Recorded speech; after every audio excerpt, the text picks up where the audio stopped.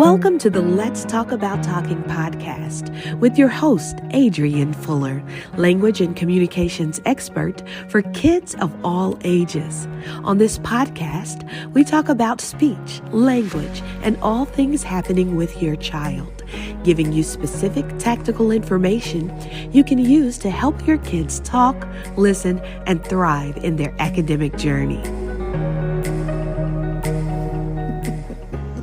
Hello, I am coming to you this Wednesday.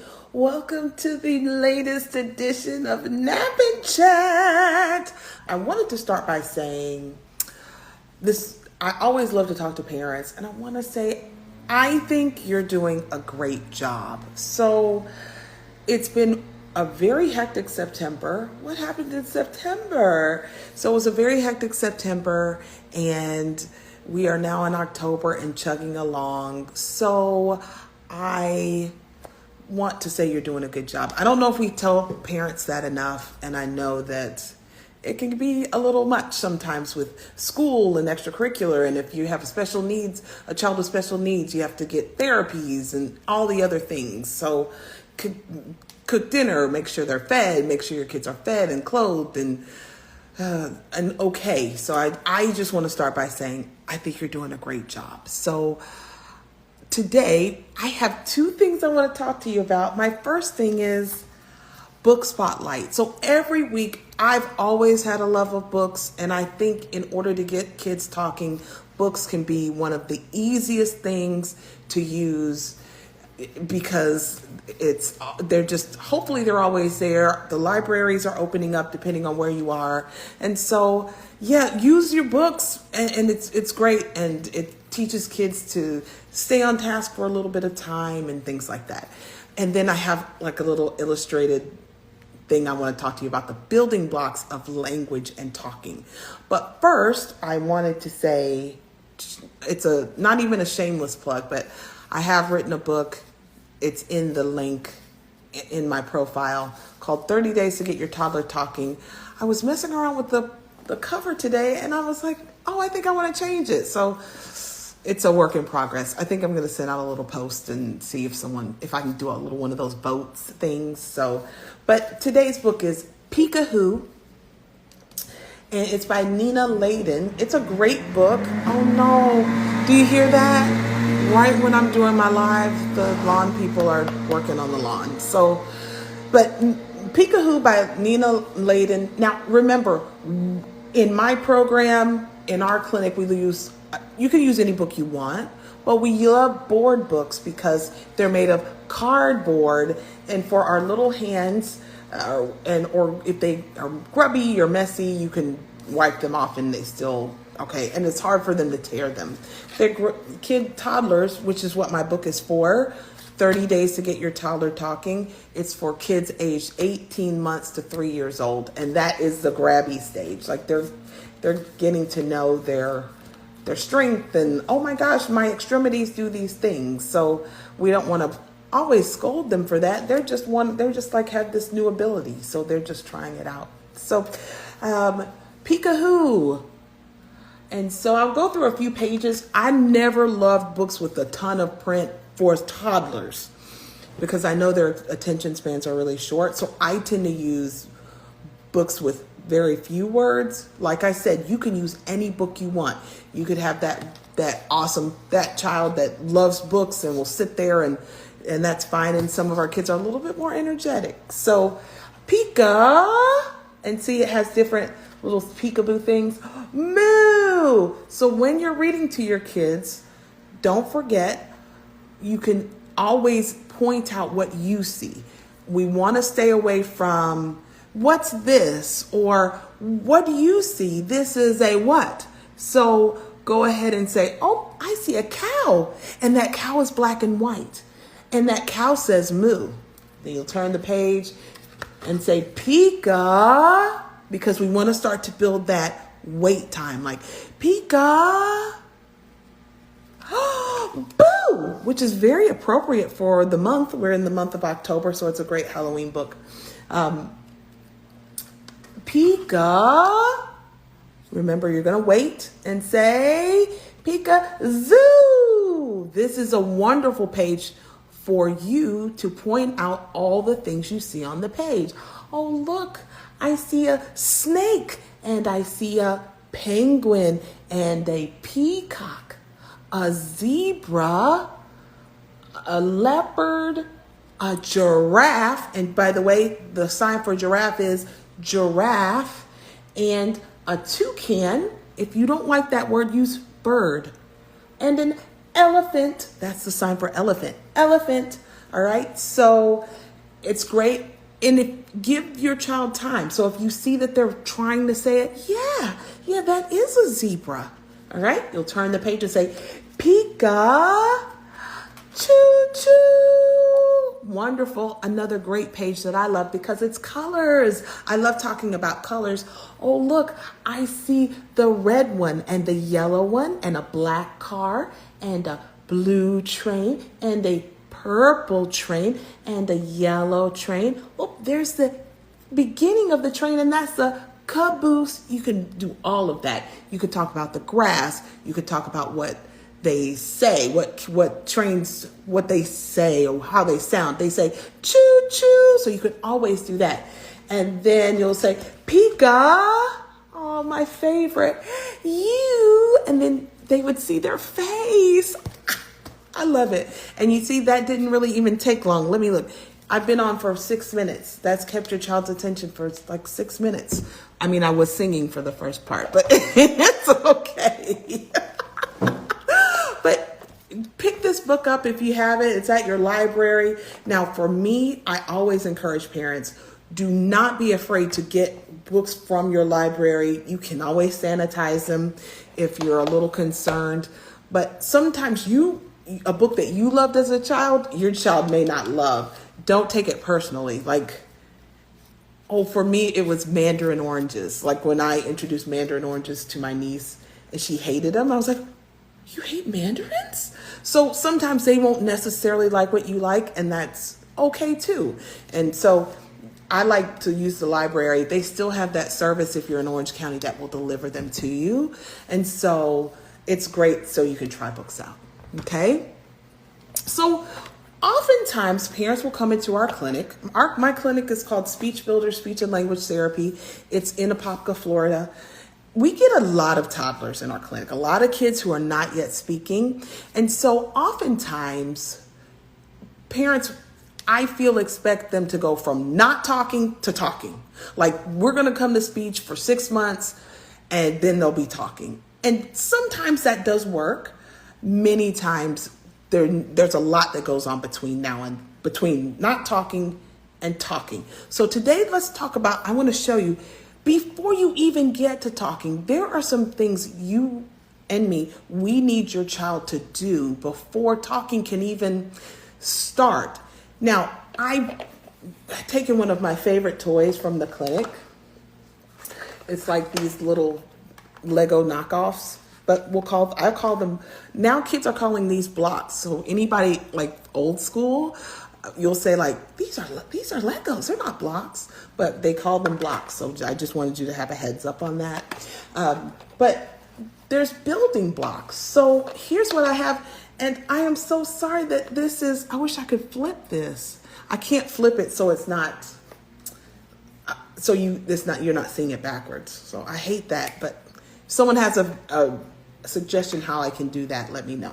So as speech therapists, here's what we're looking for communication. Now, even though I have these things stacked, sometimes they develop all at the same time.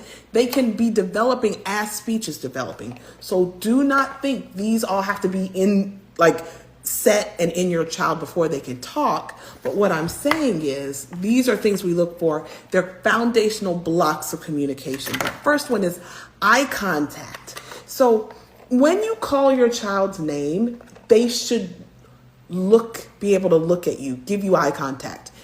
And I want you to start to notice that when you call your child's name one time, what I see a lot, and we all do it, because sometimes when we don't get exactly what we want, we're doing like that. But what I'm saying is, when you say Susie, your child should start to look at you. all right? Or if you point to something, they should start to look there. But especially when you're like trying to give them something, or you're trying to see if they're like pointing things out, you want them to look what you're paying attention to, okay? And so eye contact. Now, in order to change eye contact or to increase it, I have a couple of ideas that I think you should do. First of all, ask for it. So if I'm working with a child, first of all, I always like to be in front, and I like to say, Susie, give me your eyes and wait. Like sometimes like we say too much, like it's Susie, you hear me? It's too much. It's once and wait.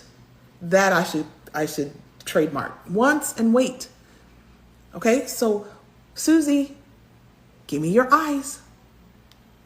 Good job, thank you. See, I have my truck here. All right, so this eye contact is something you want to work on, and you're so used, and it's not a judgment. If you're a busy parent, sometimes you'll see like a quick eyes, and you'll think it's okay, but just slow down for 1 second and just start to pay attention if your child is giving you their eyes when they're talking to you. Or are they looking down like this? Like, I want juice. You don't want that. If you are here, you want their eyes there. Okay, that's enough said. That's all I'm going to say about that. The next thing goes right with eye contact. It's called joint attention. Let me see if I can do this. Does that help? Joint attention. All right. So joint attention is when you point something out to your child, like look at the truck, or even in the book that we did, look at the red car or the blue train. Do their eyes track where your fingers go? So if you're talking, are they looking at the speaker? Are they looking at things you're looking at? Are they looking at you when you're talking? Or do they do this? Like if you're doing an activity, it's more like like that is bad joint attention. So if you see a child doing like that, but you're looking straight at them, that's not good joint attention. Can it be fixed? It is a skill. A skill can be taught. So do not freak out if you see this behavior in your child. But let me just say, if your child doesn't have joint attention, then it's going to be hard to get them to talk. So that's why we want these foundational blocks to be in place, and we work on them. So even if you're in speech therapy and you're noticing like, oh, all she does is play, all the speech therapist does is play, that is definitely not all we're doing, because we're working on joint attention.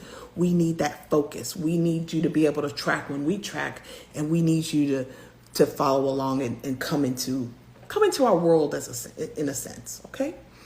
The next thing is gestures. So gestures don't have to just be pointing. A lot of times when we think of gestures, we think, okay. So first I want to just take the pressure off and say gestures are great. Gestures are a great foundational block of communication. Gestures are saying there's intent to communicate. Your child is saying, I want to communicate. I don't quite have the words yet, so I'm using my hands, I'm using my body. All right. So do not punish them for I almost hate the expression, use your words. And I still use that as a speech therapist. But sometimes if you don't have the words, you can't use them. So oftentimes when kids are exhibiting tantrums, it's not because they're bad. It's because they don't have the words and they're frustrated and they're feeling these big feelings. And I always find it so interesting that we punish kids for having tantrums, but we as adults have tantrums all the time, and no one punishes us. So keep that in mind. Your child could be having a tantrum because they can't talk. Okay. And so I'm saying gestures can be more than pointing. It can be hi. It can be, oh, yay. Yeah. It can be clapping. It can be a thumbs up. It can be a wave. Okay. So all of those are gestures. If you see that your child is using gestures, just know that it's a great step. So you always want to pair your language with their gestures. So say bye. Say bye-bye. hi grandma, hi grandpa, or I love you, or even like this one's a good one, I love you. Is that not communication? So let's take some of the pressure off for like all the words and like allow gestures at first. So you want that one? Oh, you're saying you want juice. So let's go to the refrigerator and get you juice. So you see how I paired my words with their gestures, and you can even do the gesture. So it's okay. It's letting them know, okay, this is okay. We'll talk about how you can get more words later. But for now, if your child is still working on these things, that's one of the reasons talking may have not fully come in yet. So this week, look at your child and their behavior and work on these things. Remember, for me, especially with parents, caregivers, grandparents, aunts, uncles, caseworkers, foster parents, a 2-year-old child will probably not sit with you for an entire hour. They have a very short attention span, and that is okay. So what my thing has always been is being like using like small moments and making them pretty magical, because you can do this in the car. You can do this when you're waiting at the bank. You can do this in car line. God bless you if you're waiting in car line right now. But you can just take 5 or 10 minutes and like do some of these things. Read a book, play with, hi auntie, play with them. And it's always very beneficial. 5 minutes, 2 or 3 times a day does more than an hour, but you only do it every other month. So that is it. I am going to work on putting my cover poll on there, but my book is finished. It is called 30 Days to Get Your Toddler Talking. And I did want to just mention that it is in the link in my bio on Instagram, Miss A, the SLP. But I do want to let you know it's 30 days, step by step, what you can do using toys in your own house, probably what you have already. If not, you can just run to the Dollar Tree or Target or something and grab them. And it tells you what to do, how long to do it. You set your timer, you're done. 30 days, your child will be different. I can assure you of that if you do that 30 days every single day. But let me tell you what it's not. My book, 30 Days to Get a Toddler Talking, it is not a substitute for speech therapy. So if you've already talked to your pediatrician and you have concerns and that there's a feeling in your gut, I always say go with your gut and talk to your pediatrician. But you can use the book concurrently, along with, so you can do those things at home if your child's already going to speech therapy, okay? And so it is unique. There is really not that much on the market for parents. I think that's why I wrote it, because I feel like sometimes you just feel helpless. Like people tell you that your child is behind, but they don't tell you how to fix it. Or they just give you like their opinion. And I don't want to be an opinion giver. I want to be a solution giver. So that book is a solution. 30 Days to Get Your Toddler Talking. So remember at the beginning I said, I think you're doing an amazing job as a parent, a grandparent, an aunt, an uncle, a concerned neighbor, a foster parent, caseworker, preschool teacher. All of you we're doing such a good job. We're doing our best. And so my goal every week is to help you and keep your child communicating. So this week I'm going to be filming some videos to put on YouTube about these foundational blocks: eye contact, joint attention, and gestures. So I am wishing you a wonderful, wonderful, wonderful day. If you have questions, as always, you can always put them in. You can DM me and I'll hit it. I'll answer you back and we can talk about it also next week. But I will see you next Wednesday, and have a wonderful day. Happy communicating. Bye. You've been listening to the Let's Talk About Talking podcast with your host, Adrienne Fuller, language and communications expert for kids of all ages. You can grab Adrienne's book, 30 Days to Get Your Toddler Talking, on Amazon or at speechbuilders.org.